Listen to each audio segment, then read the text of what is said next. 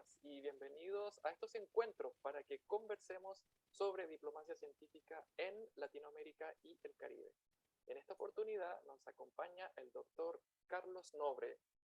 Buenas tardes, doctor Nobre. ¿Todo bien por allá? Buenas tardes. Sí, buenas tardes, Pedro. Gracias por recibirnos y felicitaciones porque en Diplo Científica recibimos con gran alegría la noticia que por segunda vez un latinoamericano, un investigador de nuestra región, fue galardonado con el premio de diplomacia científica, este premio anual entregado por la AAAS. Entonces, para partir, quisiéramos expresarle nuestras felicitaciones y preguntarle cómo definiría usted la diplomacia científica. Pedro, claro, yo fui premiado, pero no soy un experto en diplomacia científica, pero hay definiciones de diplomacia científica que es un uso de la colaboración científica por muchas naciones para abordar problemas comunes, construir relaciones internacionales muy efectivas, constructivas. Entonces, es una forma de una nueva diplomacia en los últimos 20 años. No existía antes.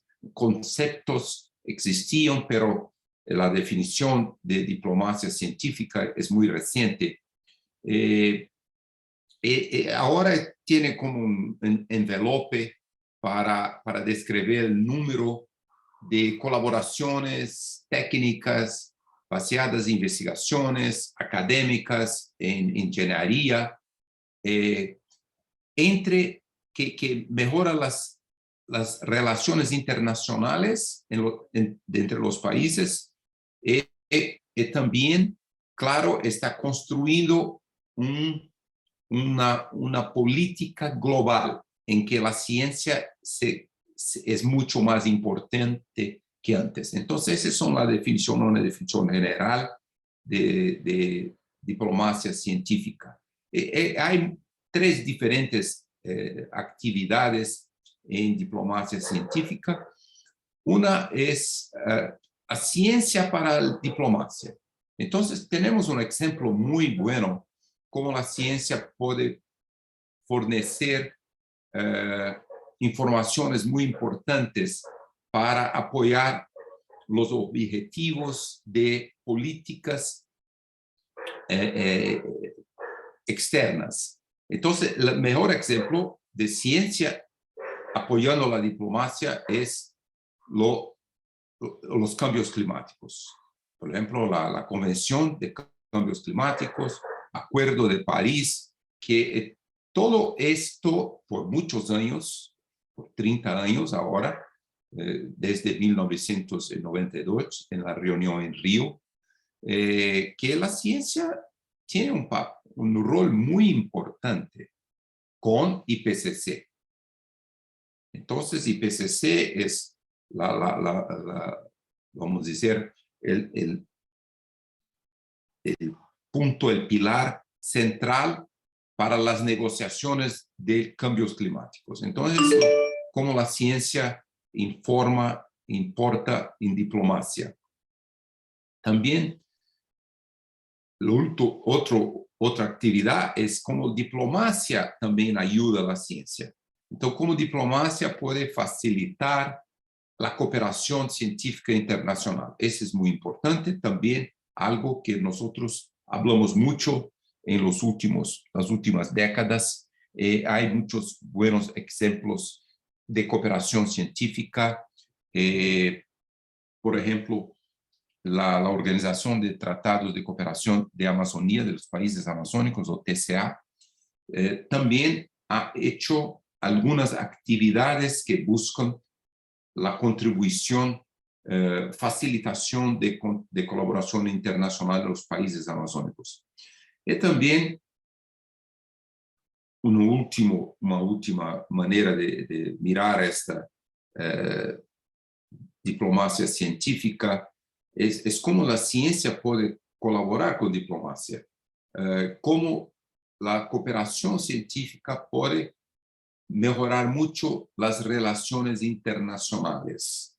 Entonces, ese es un desafío mayor, porque, claro, ahora nos estamos mirando, es muy interesante que un poco después de la reunión de COP26 en Glasgow, del cambio climático, que parecía que la ciencia estaba ayudando mucho, un rol muy importante para las definiciones de COP26, por ejemplo, la reducción de las emisiones de gases de efecto invernadero en 50% hasta 2030. Este me parece lo mayor desafío que la humanidad ha enfrentado. Pero 3 meses después de COP26, nosotros estamos viviendo una guerra de Ucrania, de Rusia invadiendo Ucrania. Entonces no se habla más de ciencia, se habla solamente de la manutención del poder político de las grandes potencias en Estados Unidos, Europa, Rusia, China. Se habla también en un aumento de la exploración de combustibles fósiles, que son los principales responsables por las emisiones de gases de efecto invernadero, una desconstrucción total, casi total, de la diplomacia científica que nosotros logramos hacerlo por muchas décadas. Entonces, muestra la dificultad en realidad de hacer el rol de ciencia en diplomacia, que muchas décadas de trabajo conjunto de los científicos con los diplomatas puede desaparecer con una instabilidad política global como esta guerra de Ucrania está mostrando. Sí, en efecto, y me alegra que señale tanto el ejemplo de la Amazonía como estas 3 pilares de la diplomacia científica, porque recordemos para las personas que nos siguen en este canal que el doctor Nobre es un climatólogo especializado en los efectos del cambio climático dentro de la Amazonía, esta gran región compartida por varios países de Latinoamérica. El doctor Nobre además lidera el panel científico para la Amazonía, es decir, esto es una iniciativa de las Naciones Unidas que entrega soluciones basadas en datos para luego orientar la protección, la conservación y el desarrollo sustentable de esta selva tropical.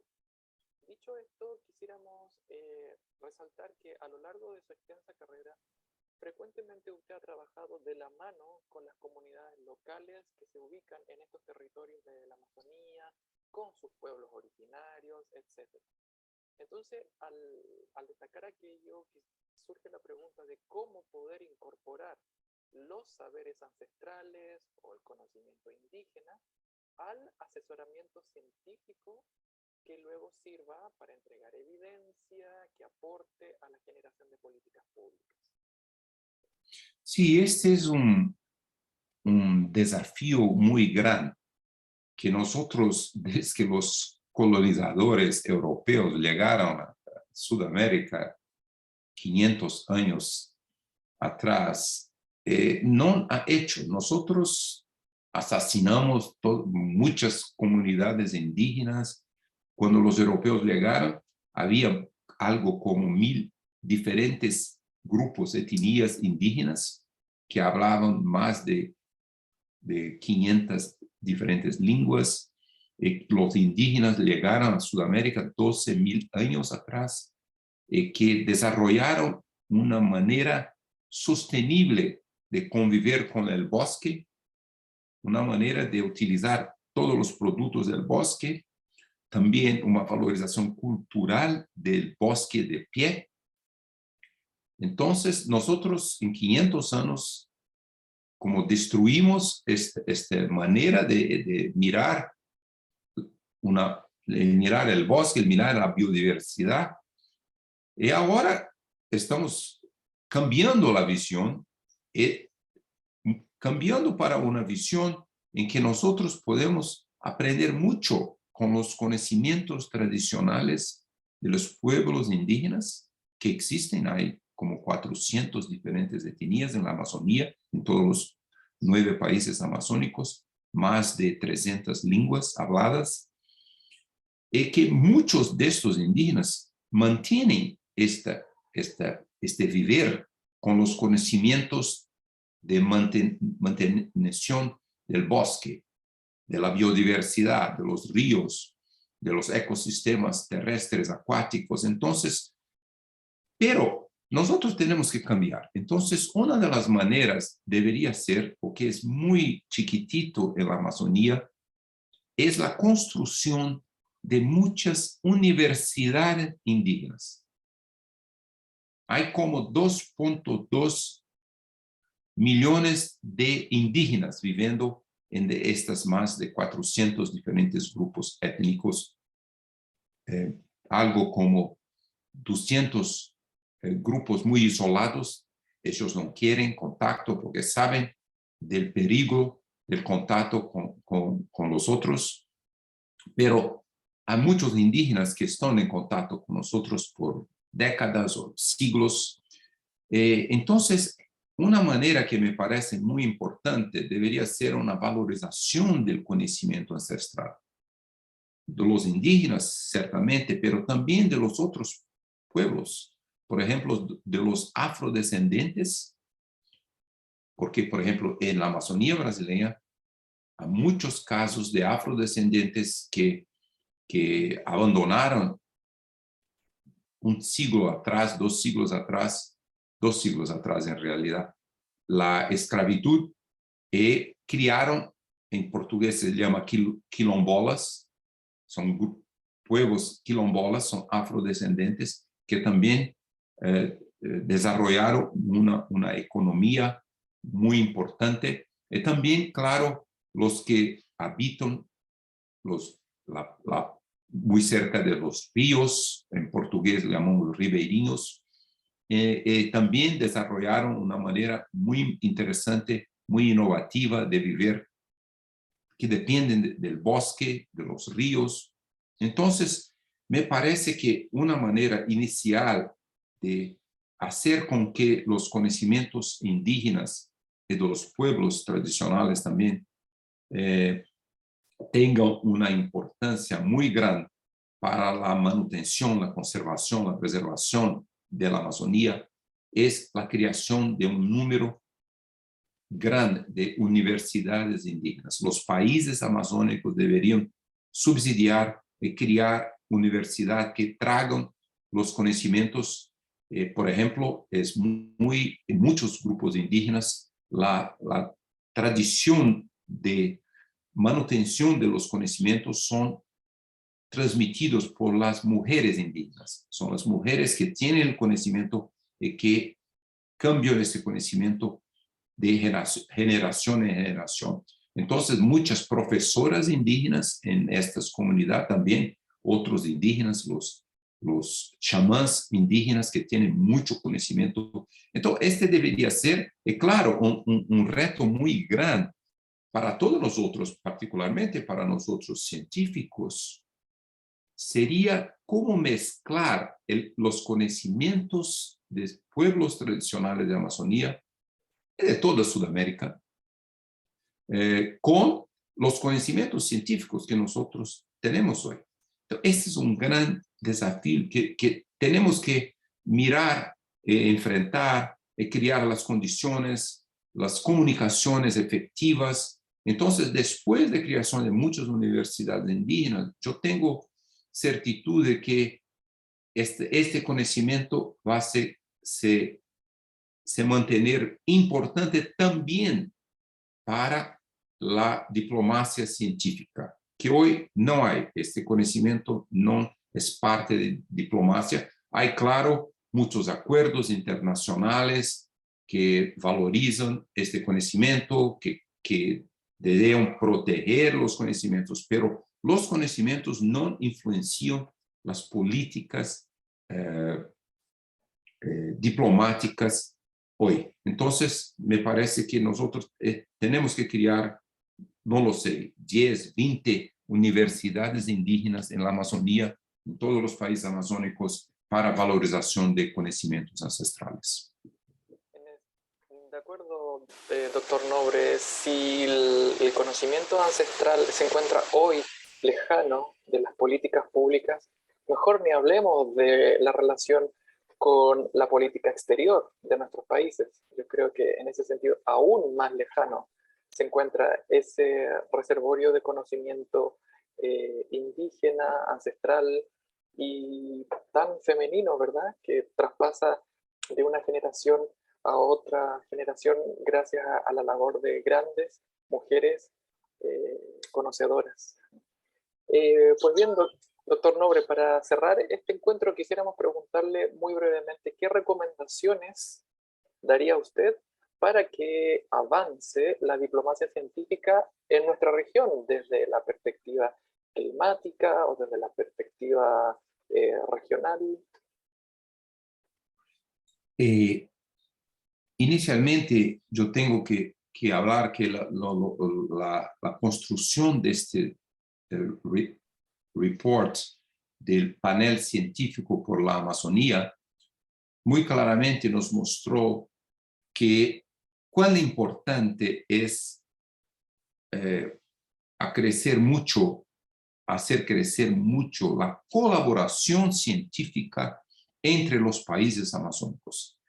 Nosotros, históricamente, principalmente en los últimos 50 años, tenemos mucha colaboración muy directa entre un país de la Amazonía o un país de Sudamérica y los países muy desarrollados. Colaboraciones con Brasil, Estados Unidos, Colombia, Estados Unidos, Brasil, países europeos. Entonces, esta es una construcción que es, claro, importante, que nosotros mejoramos mucho la capacidad científica de los países amazónicos, enviando miles de estudiantes para hacer posgrado en los países desarrollados. Pero nuestra colaboración entre los países de Sudamérica es muy chiquitita. Hay muchos pocos, por ejemplo, institutos internacionales sudamericanos, institutos internacionales de Amazonía. Entonces, nosotros, me parece que para construir una diplomacia científica más efectiva entre los países de Sudamérica y principalmente los países amazónicos, nosotros tenemos que hacer mucho más colaboraciones científicas entre nosotros. Entonces, por ejemplo, en el panel, nosotros seleccionamos 2/3 de todos los 240 autores de los países amazónicos. Entonces, también 42% de cientistas mujeres. Entonces, es una decisión política que nosotros sacamos porque para valorizar las poblaciones amazónicas, la comunidad científica amazónica, había en panel 7 científicos indígenas. Es un número muy chiquito. Ahora, la continuidad de panel, Pedro, nosotros vamos a invitar mucho más científicos indígenas. Queremos ter más de 50 científicos indígenas de todos los países amazónicos. Entonces, me parece que Sudamérica, antes de hacer con que la ciencia desarrollada en Sudamérica pueda colaborar mucho para la nueva diplomacia, para las relaciones internacionales, nosotros tenemos que construir mucho más relaciones entre los científicos amazónicos, incluyendo los científicos indígenas también. Entonces, me parece algo que tenemos que construir juntos, con mucho, claro, con una iniciativa de la comunidad científica, porque nosotros estamos mirando un poco de preocupación con caminos políticos de muchos países. Nosotros tenemos en Brasil una situación muy grave con un gobierno federal totalmente anti-ciencia. Esta es una preocupación. A otros países también. Por lo menos en Chile, las elecciones en Chile, me parece que ahora hay un presidente mucho preocupado pro ciencia. Pero esta es una preocupación muy grande. Entonces, por esta razón, por ejemplo, en Brasil, nosotros, la comunidad científica está actuando sola, porque no hay cualquier ayuda del gobierno federal para la ciencia. El peor momento de la ciencia brasileña en por lo menos 50 años. Entonces, es muy importante la construcción de una diplomacia científica en Sudamérica, que todos los científicos busquen una colaboración, en particular con algunos de los países que tienen una visión, como Chile ahora, una visión de un futuro sostenible para todos y principalmente para nosotros en Sudamérica. A fomentar entonces la cooperación científica intrarregional, que también, sin lugar a dudas, conducirá luego a mejorar el proceso de integración regional. Pues bien, muchísimas gracias, doctor Nobre, una vez más por su tiempo. Si aquellas personas que están interesadas en conocer más acerca del Premio de Diplomacia Científica anual entregado al doctor Nobre, le invitamos a revisar el vínculo que dejaremos aquí en la descripción de este video. También aprovechamos de agradecer a todo el equipo de Diplocientífica que hace posible estos encuentros. Diplocientífica es la red y el observatorio de diplomacia científica en Latinoamérica y el Caribe, y su sitio web es diplomaciacientifica.org. Así que muchísimas gracias una vez más y esperemos que todo avance para preservar mejor nuestro pulmón verde, la Amazonía. Muchas gracias, doctor Nobre. Hasta pronto. Muchas gracias, Pedro. Muchas gracias.